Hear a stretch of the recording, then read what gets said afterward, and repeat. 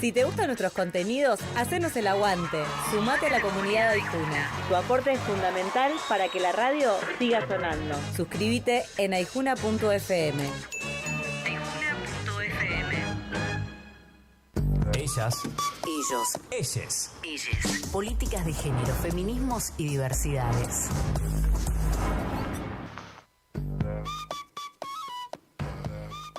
Bueno, en esta jornada de martes nos cruzamos un ratito con Paula Costanzo. Políticas de género es el tema, lo sabes muy bien. Venimos ligado también a algunas noticias que volvemos a reciclar porque hay novedades. ¿Cómo andas, Paula? Hay novedades. Buen día Pablo, buen día a todos y a todas y a todes.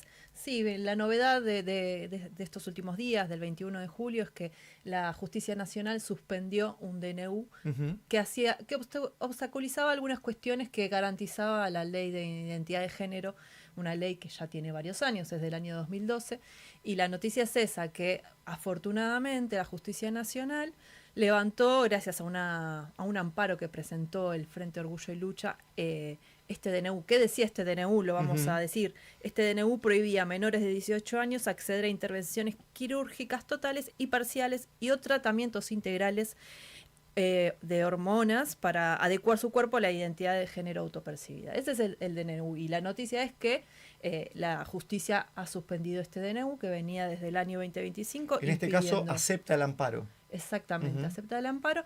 Es un amparo presentado por este Frente de Orgullo y Lucha, que cuatro jóvenes que estaban ya accediendo a este derecho en proceso, ¿sí? Ellos se presentan para poder continuar, ¿no? con ese tratamiento de hormonización, porque establezcamos que, bueno, ¿qué es lo que garantizaba la ley de identidad de género? Además de varios derechos, ¿no? De ser tratado por el nombre que uno elige, más allá de lo que diga nuestro DNI, el derecho al trato digno, a la no patologización, al respeto de la autonomía de las personas y en el acceso a la salud. Son varios los derechos que establece la ley de identidad de género.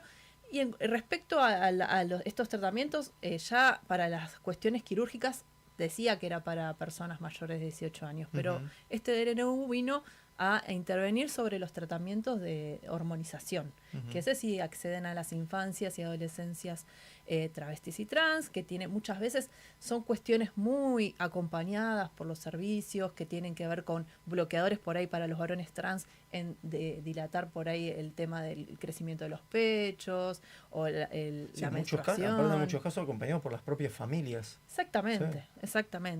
Y además, bueno, es la cuestión médica muy presente, endocrinólogos y endocrinologas, acceso a derechos internacionalmente brindados, ¿no? Sí. Así que, bueno, esa es la noticia, pero si querés, escuchamos un poquito cuando nace todo esto. Origen.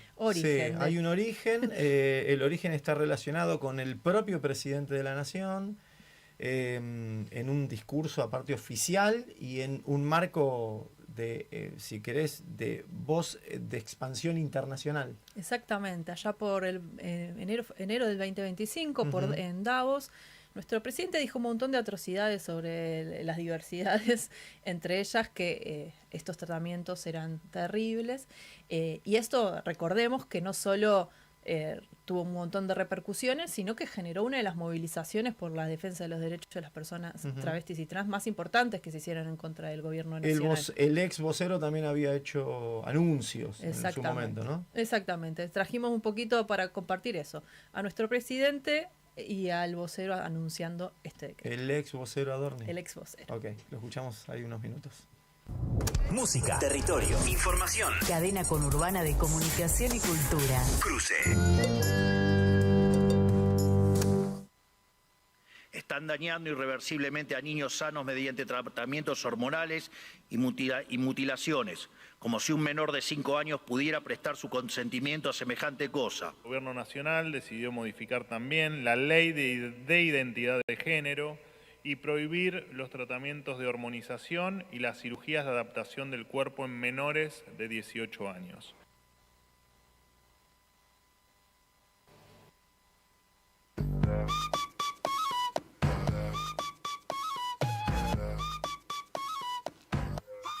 Bueno, Paula, ahí escuchamos a Javier Milei, al presidente de la Nación, también al ex vocero, puntapié de lo que, bueno, fue parte del desenlace de esto que venís contando. Exactamente, bueno, ahí estaban dando inicio en el 2025 a correr, a romper con derechos que ya venían hace muchos años establecidos para las personas travestis y trans, sobre todo en infancias en este caso. Sí, en este caso es, más allá del discurso, en concreto un DNU, digamos. Exactamente, sí. Y acá es en concreto obstaculizar el derecho de las infancias a los tratamientos hormonales para aportar a su identidad de género, a su cuerpo autopercibido, como debería ser, ¿no? Esa posibilidad que te da la ley de poder acceder a estos tratamientos de hormonización que se venían dando.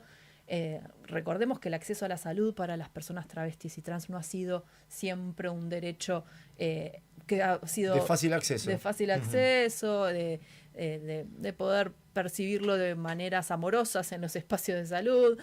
Muchas veces los espacios de salud son donde se generan las violencias, ¿no? Para estas personas.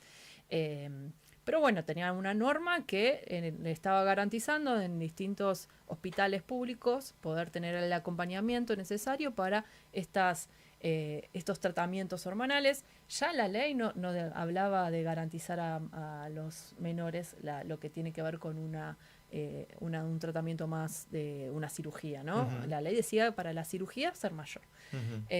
Ahora se metieron con estos tratamientos que son los primeros pasos que va pasando una persona en todo ese proceso que es complicado, complejo en una sociedad que no está preparada para estas diversidades, que recién hace pocos años se está hablando de estas cuestiones. Y en ese sentido queríamos traer acá para compartir. Quería hacer una apreciación, Paula, que incluso, digo, en el marco de la visita de revisión del Fondo Monetario Internacional, cuando hablamos de ajuste, este tipo de tratamientos, por ejemplo, en materia de salud pública, fueron los, si vos querés, las víctimas de la motosierra también, ¿no? Sí, es ese paquete de, bueno, hay que ajustar donde ajustemos acá, estigmaticemos para justificar el ajuste. Tremendo. Es ese juego, digamos, ¿no? Juego, sí, lo vemos con las diversidades, en este caso de género, pero lo vemos con las personas con discapacidad, ¿no? Donde ahí hay alguna... Sí, primero estigmatizamos porque sí, hay gente que tiene que cobra dinero que no debería y entonces las perseguimos y no le damos sus pensiones. Bueno, en este caso vamos por el derecho a la salud, sobre todo a quienes les ha costado acceder, ¿no? Y lograrlo. Por suerte hay una historia y hay muchas organizaciones que, como en este caso fue el Frente Nacional Orgullo y Lucha, que se organizó, donde hay personas que pueden acompañar un proceso legal, ¿no? Que fue generar este amparo y bueno, solicitar que una medida cautelar para levantar este DNU.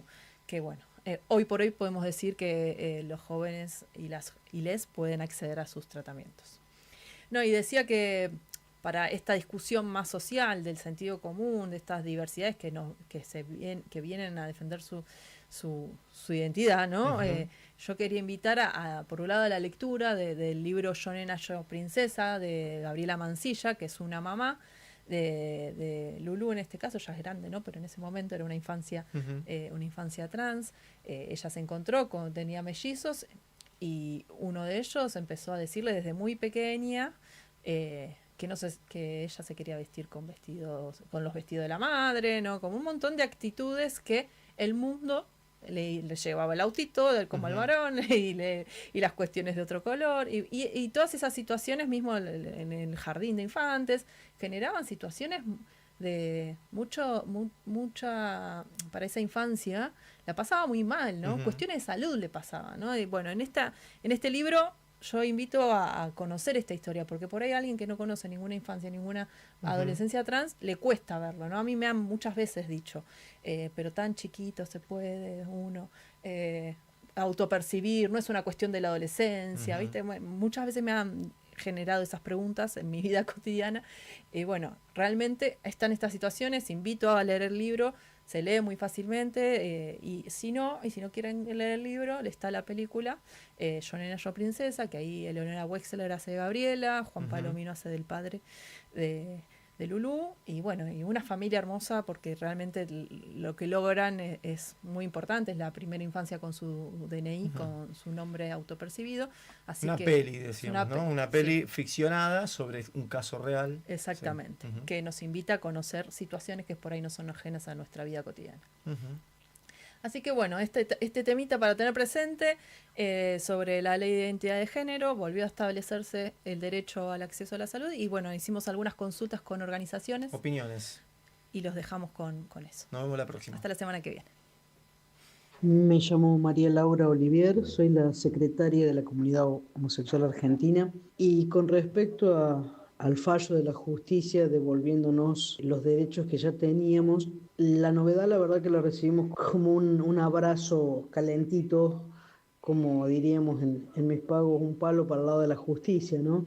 En este régimen gubernamental de extrema derecha en el que estamos, pretender derogar todas y cada una de las leyes que otorgaron derechos en los últimos 20 años viene siendo una cosa de todos los días, ¿no? Con respecto a la ley de identidad de género, ni siquiera se animaron a derogarla por la vía democrática, sino que fraguaron un decreto de necesidad y urgencia sin explicar nunca cuál era la necesidad y la urgencia de interrumpir tratamientos a personas que venían haciéndolo desde antes, recortándole derechos. Pero bueno, a ver, no podemos ser obtusos y pensar que solamente a la comunidad LGBTIQ+ del país es a la que están avasallándola, sino pensemos también en las personas jubiladas, pensemos en las personas con discapacidad, en cada uno de los colectivos a los que este régimen está destruyendo, ¿no? Al movimiento de mujeres, a los pueblos migrantes, a las personas con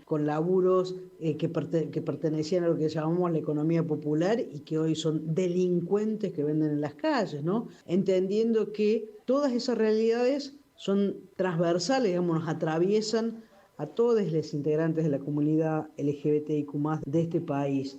Entonces, que haber hecho las cosas como siempre las hicimos, dentro del derecho y de la Constitución, reclamar y peticionar ante el Poder Judicial y que éste demuestre que lo que está haciendo el Poder Ejecutivo está mal, la verdad que es una alegría. Hacia el futuro seguimos haciendo lo que venimos haciendo desde hace 42 años en el caso de la comunidad homosexual argentina, de no dejar de trabajar, de resistir algunos embates, pero no solo es resistencia, es mucha lucha. Nosotros conformamos un frente que se llama Orgullo y Lucha, porque entendemos que esa es la forma, luchando, trabajando, luchando obviamente siempre dentro de las normas de la Constitución. Pero bueno, esperamos que del otro lado también respeten las normas de la Constitución.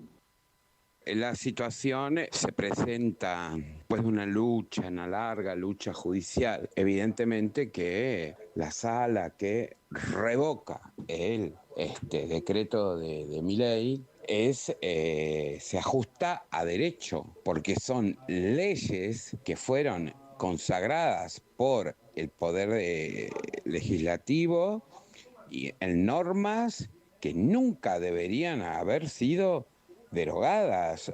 Estamos hablando de que hay parte de la justicia argentina que se ajusta al derecho. Entendemos que hay otros sectores de la justicia argentina que no se ajustan al derecho y lo vemos permanentemente, ¿no? Con muchas denuncias que hubo, causa Libra, causa Andis. Es la destrucción del sistema de cobertura de derechos humanos y en particular para las niñeces y las adolescencias trans, pues no podían la justicia actuar a derecho, ponerse a derecho.